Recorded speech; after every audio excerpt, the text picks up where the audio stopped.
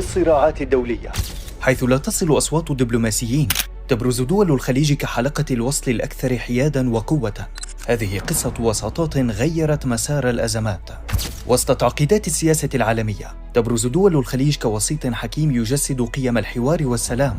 من الوساطات السعودية بين موسكو وكييف إلى الدور العماني في نقل الرسائل بين واشنطن وطهران، كيف أصبحت المنطقة لاعباً رئيسياً في صناعة التوازن الدولي.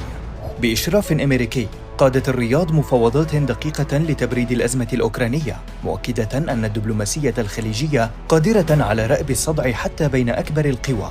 لم تكن أبو ظبي بعيدة عن هذا المشهد، فبين عامي 2017 و2020 نقلت رسائل سرية ساهمت في تخفيف الاحتقان النووي رغم تعقيدات الملف.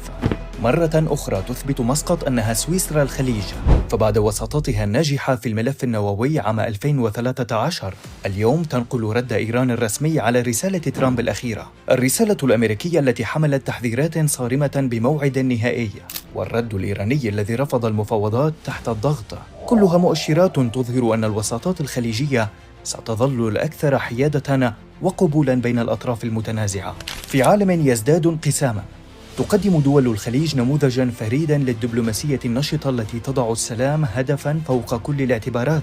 فهل نرى قريباً وساطات خليجية في أزمات عالمية أخرى؟